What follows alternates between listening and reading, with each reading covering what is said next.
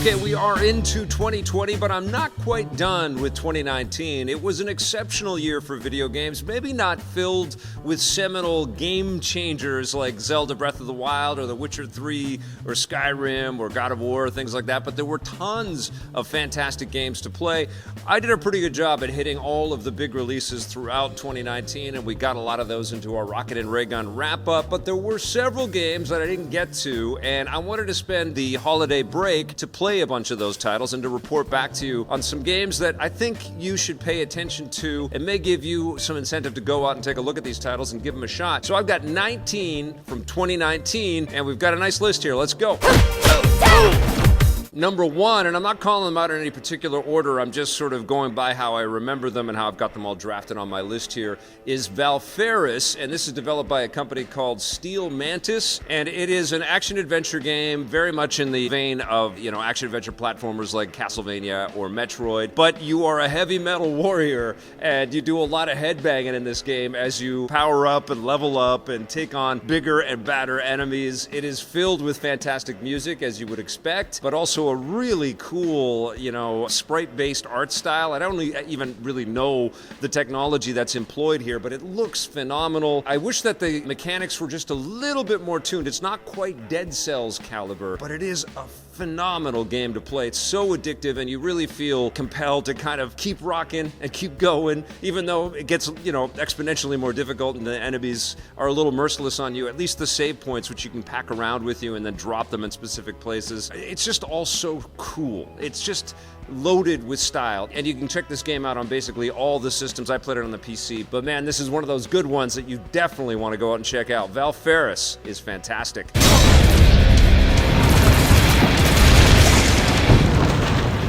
Another great Metroidvania-like is Blasphemous. This is developed by a Barcelona-based developer called The Game Kitchen, and this one is also available for all of the systems. It is definitely a mature-themed take on this kind of gameplay. It's bloody, it's gory, it's got some, sexual elements in there as well. It's got a gothic horror-type vibe to it, so it's almost like a fusion of something that you might see with the Dark Souls franchise, mixed in with a little Castlevania, mixed in with a little Metroid kind of game design. You play this character called the Penitent One, and you've got this mask and this super tall helmet. Just all of the aesthetics on the game are really freaking cool. It does challenge you, does make you swear as you get beat over and over again by bad guys as you're trying to progress, but it's really, really well made. And I love the fact that they went for something unique here with the style and the aesthetic and the maturity. It feels creepy. It feels like it's toying with things that maybe shouldn't be toyed with, and that's kind of what's so wonderful about Blasphemous. Very cool game. Definitely check this one out.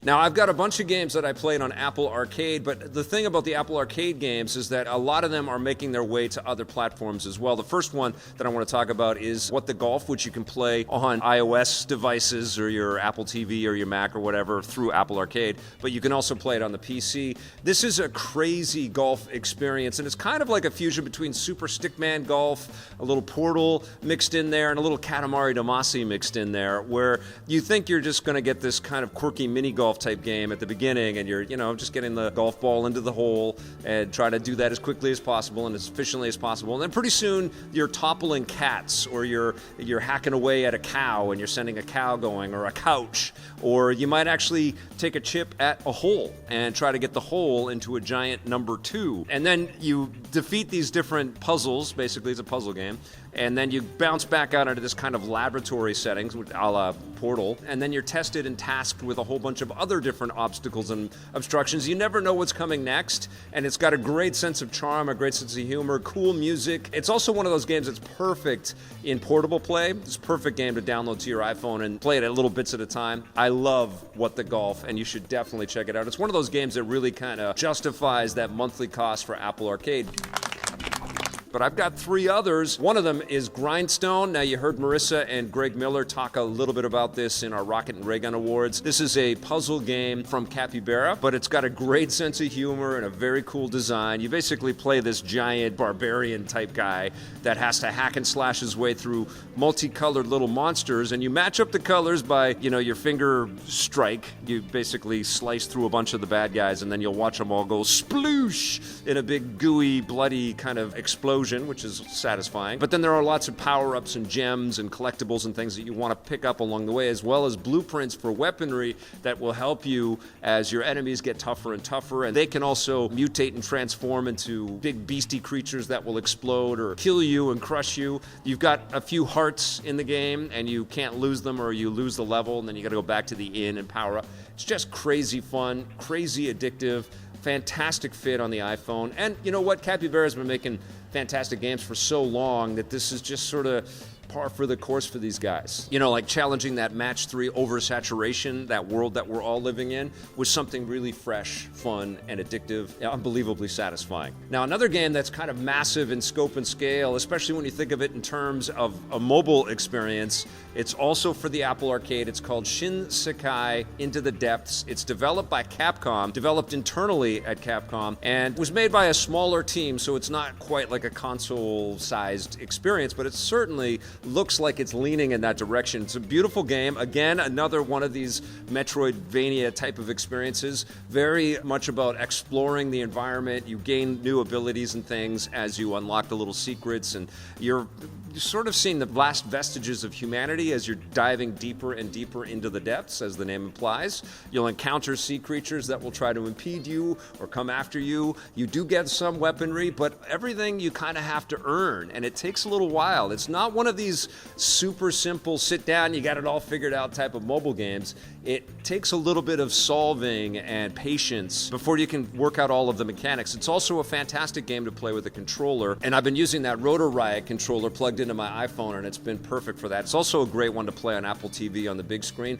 Beautiful game, fantastic soundtrack, great sound effects. It's perfect for headphones, and it also, I hope it leans in the direction of some other experiences that we can expect from Apple Arcade. I don't want just a bevy of mobile type games. I want games that feel a little bit more higher end, like something that you would see maybe in the eShop for the Switch or as a downloadable game for Xbox One or PlayStation 4 or something like that. It's a very cool game. It's called Shinsekai, and I hope I'm pronouncing that right, Into the Depths from Capcom for Apple Arcade.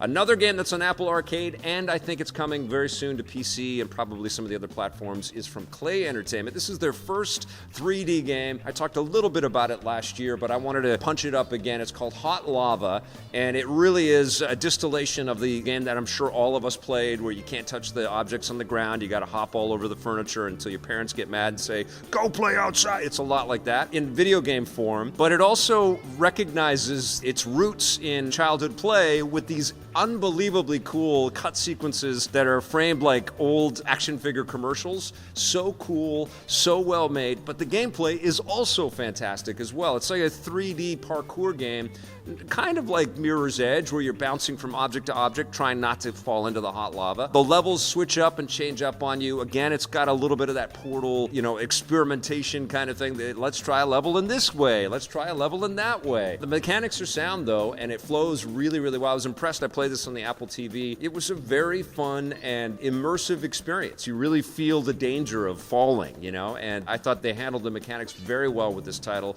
Definitely one to pick up if you've got Apple Arcade. And keep your eyes peeled, because I think Hot Lava is going to be everywhere.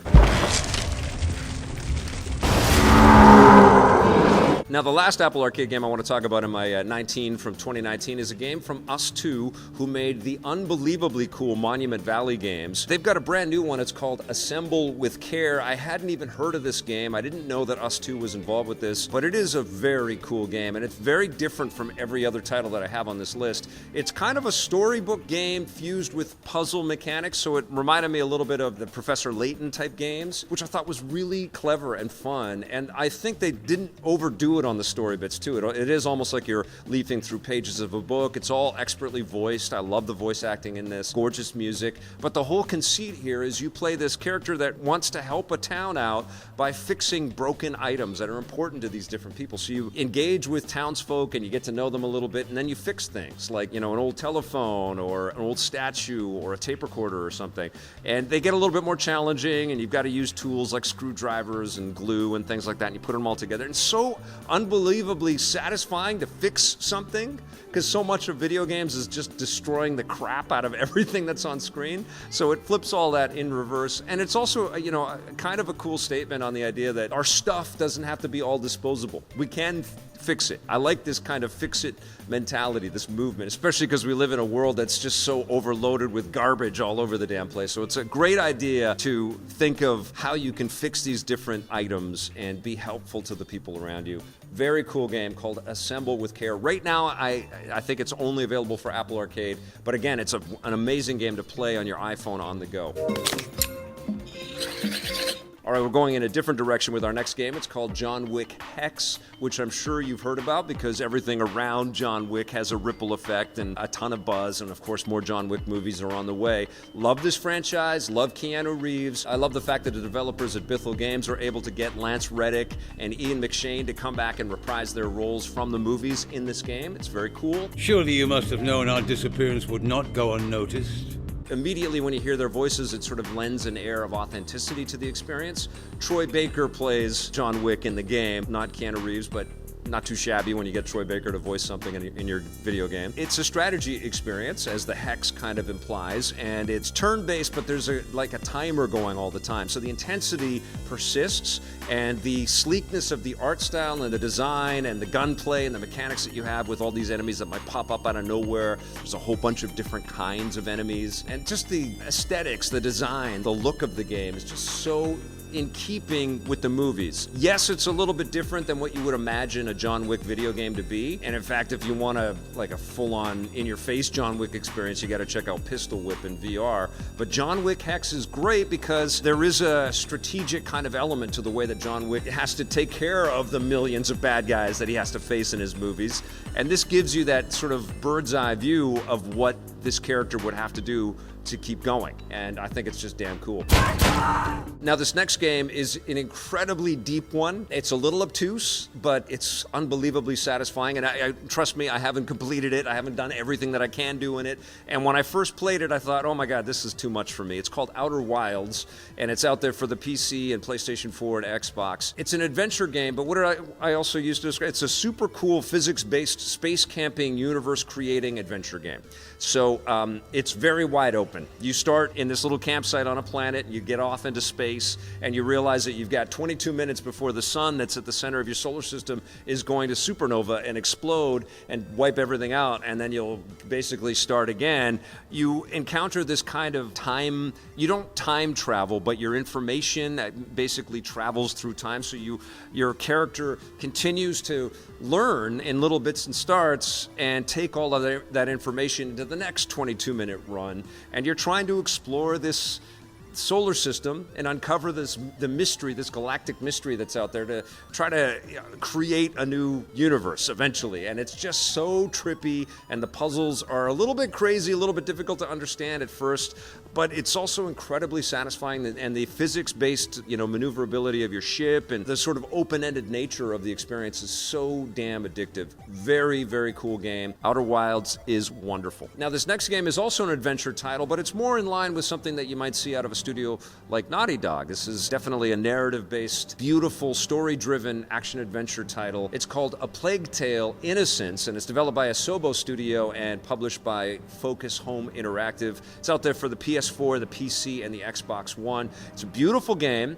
Not quite Naughty Dog kind of standards, but still very lovely. It's set in medieval France, and you play as a couple of kids who are escaping English invaders who are going through towns, wiping out everybody that they feel is either infected or sheltering infected people. And one of the people that you're in charge of, you play a sister and a brother. The sister is Amicia, the little brother is Hugo. Hugo might be infected, so there's a bit of a pursuit game going on there. You've got to be in stealth mode in this game. game and not get seen by these English oppressors who are heavily armed. You're not. You just have a sling, and you can bean them on the head every once in a while and kill some people if you're very, very quick. But for the most part, you don't want to get seen and you don't want to get attacked, because that's it. Game over. Incredibly intense, and it's wonderfully put together, and I haven't beat it. I still have more to play with this game, but I've been very impressed by what I've seen so far of A Plague Tale: Innocence, and I think you should check it out.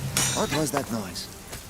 Now for something completely different, this is The Legend of Bumbo, and it's developed by Edmund McMillan and James Interactive. It's a prequel to The Binding of Isaac. It's kind of like a match 3 style game where you're trying to match all kinds of different tiles and make them disappear. You're combating enemies, so there's a bit of a story throughout all of this. You play Bumbo, and you're looking for a lost coin, and you're encountering all kinds of nightmares, and at first you're throwing, poo and pee at each other, but things get a little bit more challenging and more difficult, and it's loaded with a great sense of humor and all the aesthetics. I mean, everything looks like it's cardboard puppetry. It's really cool. It's one of those types of games where you play it for a bunch of hours and you recognize a lot of its intricacies and you want to go back in again, and you play it again.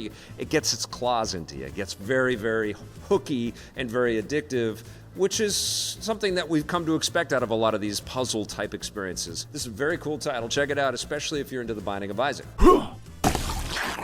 Now, I've got another puzzle game, and again, this is incredibly different. It's called Baba Is You, and it's developed by a person named R.V. Takari. Right now, it's on the PC, but I think it's coming to everything. This is a game where you're moving tiles around, but it's almost like you're moving computer language around. You're changing the syntax of different sentences by pushing these tiles which have words on them. And so you might start off with, the character is Baba Is You, and you'll see that represented as a phrase on the screen, and then you might move Baba out of the way and push wall into there, and so wall is you. Suddenly you're taking control of the wall. One of the cool things that you'll experience right as you start the game is wall is stop, and if you push stop out of the way, the wall you can walk right through. And so you recognize the genius of the game. It's very simple sort of as a concept, but changing the syntax and figuring out which words should go where becomes incredibly complex quickly and also incredibly addictive. And interestingly, I was playing this with my daughter, my 7-year-old daughter,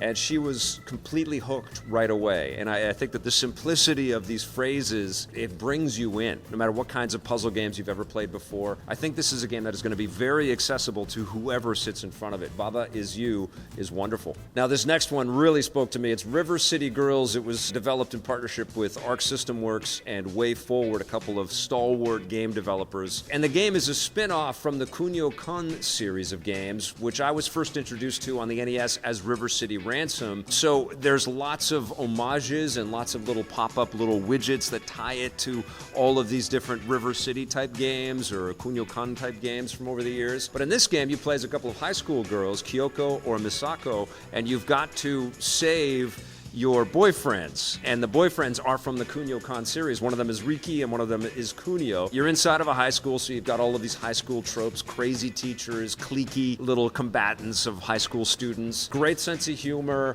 lots of little widgets and surprises that you'll interact with in the backgrounds, and lots of different fighting animations as well. Very, very fun game. You can play it cooperatively, and you can play it online as well. I love River City Girls. This is a treasure of a game. Definitely check this one out. Now, our friends at Techland published the first game from a new company called Piccolo Studio. It's called Arise, A Simple Story. And it is a simple story. It's about an older Santa lookalike who is looking back at his life story and has the ability to kind of transform time. He can fast forward or reverse time to access the puzzles that exist within the world and defeat the puzzles that exist within the environment of the world. At first, you're in this kind of a snowy area, and so you're melting ice or freezing ice or, growing big mounds of snow so that you can clamber up platforms and then bounce from platform to platform. And then you're also looking for all of these little memory sparkles, and you'll walk over to one and you'll see this image of, I would presume, to be this older guy as a younger person, and you're reflecting on your whole life. The visuals are very stylish, definitely not over-textured or over-designed. A little journey-like, but I like them. It's very evocative, but it's really the combination of these beautiful visuals and this gorgeous music. I feel emotional when I play it, and it's incredibly addictive. It's very well tuned. As a first game from a fledgling developer, I'm very impressed. Quest. Arise, A Simple Story is definitely one you should check out. It's out there for the PC, the Xbox, and the PlayStation 4. Now, another game I played on the PC, and it's another puzzle game. This one's a total mind-bender. It's called Superliminal, and Pillow Castle brought it out to us. It's only out on the PC right now. I imagine that this will be ported to other devices in the near future. Kind of like Portal. Again, Portal and the influence of Portal, very big across games in this list. You can pick up objects, and depending on how close you are to the wall or how close they are to doorways or obstructions or switches or whatever, everything can change with the scope and size and weight and feel and heft of these different objects that you can interact with. And so sometimes you'll enter into a room and it looks like you are fully stuck. There's nothing that you can do. All the walls are closed off. You can see through the glass, but you don't know what the hell to do. So you kind of have to reposition yourself and look at the scene from a totally different perspective. And suddenly you can recognize that you can grab something that looks far off in the distance, but it's not. It's just a tiny object nearby. And then you can reposition yourself and it will grow, and you can drop it and you can climb on it, and then you can access a door that might be, 12 feet off the ground or something like that. Very trippy, very cool, and of course it's got this inside the lab kind of monotone, soothing voice that drives you crazy. A lot of music playing in the background as well. Superliminal is trippy as hell, and it's definitely worth scoping out, especially if you're a fan of games like Portal.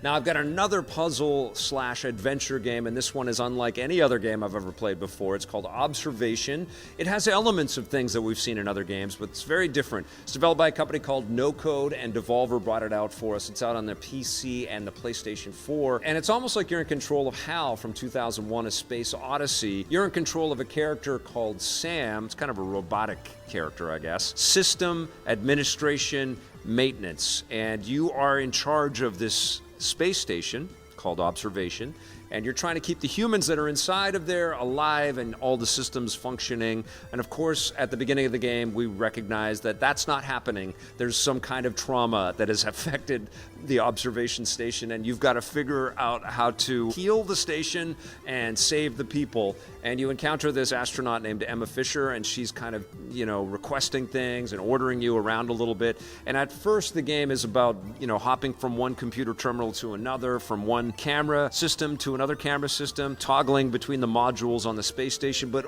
over time, more mechanics and more abilities start to become available to you. Very sleek, very elegantly made. It's got a lot of the design pedigree that came from developers from Creative Assembly that worked on Alien Isolation. You can kind of feel that. It looks and feels very authentic and very real.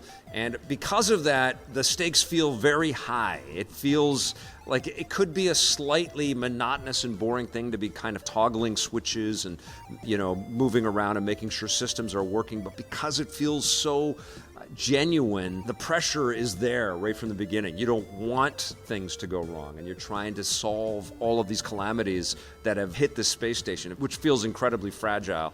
Very, very cool game. Observation is definitely worth checking out. It's out on the PC and PlayStation 4. Where has everyone gone? In 2019, we also got a new SteamWorld game from our friends at Image and Form. It's called SteamWorld Quest: Hand of Gilgamech. Thunderful Publishing is the people that brought this out for us on the Switch and the PC. And this is a card-based, turn-based role-playing game, which we played a ton of over the years, all of us. This is done with the aesthetic and the design and the heart and soul of the SteamWorld universe. And if you've been watching our stuff for a while, you know how much of a huge fan I am of the SteamWorld Dig games especially. So I was very, very excited to jump into this game, and it does play beautifully, but it also plays like a very familiar turn-based role-playing experience. We've done a lot of these things where we level up a party and we unlock all kinds of great loot and new abilities and new powers, and then we fight enemies and progress into the next screen. We've done this a ton, but this is so stylish and so elegant, and it's done with so much heart. And, I love these little steam robots that are part of the SteamWorld universe. So I love this game. Beautiful graphics, beautiful music, really nice design, addictive as hell, especially if you're into really solid turn-based role-playing experiences, or if you love SteamWorld as much as I do.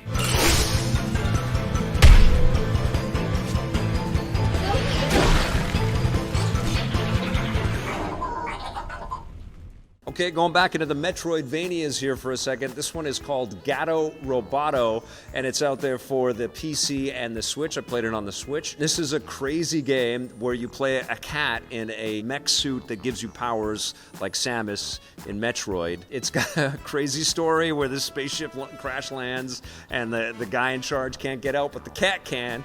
And what's interesting is that you play this cat in this suit, and the suit gains all kinds of new powers, and you got to go and blow up aliens and defeat bosses. Like one of the first ones you encounter is a mouse in a big mech suit, which is crazy. So it's super cute, but you can also hop out of the mech suit and you're still useful as this little underpowered cat. You know, you can still jump into the water, which is, you know, at first very nerve-wracking for this little kitty cat, but then it'll jump into the water and can swim and get into tight corners. So it reminded me a little bit of Blaster Master. So if you fuse a little Blaster Master with Metroid, you got my attention. Also, this black and white art style got my attention as well. It kind of looks like you're flipping through pages of, you know, an Ashcan comic book or something like that. Very slick, very fun, good sense of humor, but also great design. Like, the challenge is high. The bosses that you're going to meet will challenge you. I think you're going to be pleasantly surprised by, you know, what great escapism Gado Roboto is. Even though it looks super cutesy, there's a lot of depth here too. It's definitely worth the pickup. All right, we've come to our last one from our 19 from 2019. And after this, we're really going to put 2019 to bed and start focusing on all the hot stuff that's coming out in 2020. But we got to talk about this. It's called Wattam, and it's made by Keita Takahashi, the same guy that brought out the classic Katamari Damacy. So if you enjoyed that game, I recommend that you check out Wattam. This is a very quirky game that's out for PC and it's out for the PlayStation 4. Sony was one of the participants in getting this out to the world, but so was Annapurna, who has been doing some fantastic work with games. This is a trippy game that's really hard to explain. Basically, you're taking control of a bunch of anthropomorphized different objects and characters, creations. And basically what you do is you hold hands with each other and you spin around and dance, you jump, you make little characters cry, maybe by becoming an onion. There's lots of interaction between these different creations and lots of mutations that happen through the interaction through these creations as well, which opens up new stages and new objectives, but nothing is forced down your throat. It's all about experience and experimentation and just sort of testing and playing. I'll tell you something, I was enjoying it and I really love the aesthetics and I love the music. I mean, the visuals are crazy and very much in keeping with the look and style of Katamari Damacy. It's very simplified, but there's a beauty to it as well. But the music is just so in your face and big and loud and brassy and fun, and I was digging it. I was really having a good time. My daughter caught a glimpse of this, my 7-year-old daughter, and she was like, what the hell is this? This is, well, she didn't say that, but she was completely taken aback, and she wanted to do nothing else except play Wattam, and I watched her just totally lose herself in this and jump her little characters inside of the big sort of Rolling Stones mouth-looking thing, and shoot up the characters and would pop out different multicolored poop, and then she'd take the poop and then jump into the toy. I don't even know what the hell I'm describing here. It's crazy, definitely innovative. It was probably one of the wildest designs of any game that came out in 2019. And I know it's not for everybody, but I think if you're a fan of wacky experimentation and sort of thinking of video games being a lot more than, predetermined kind of genres and different kinds of objectives that are constantly thrown at us, you should give this game a shot. It definitely made me smile, and what made me smile even more is how much fun my kid had with it.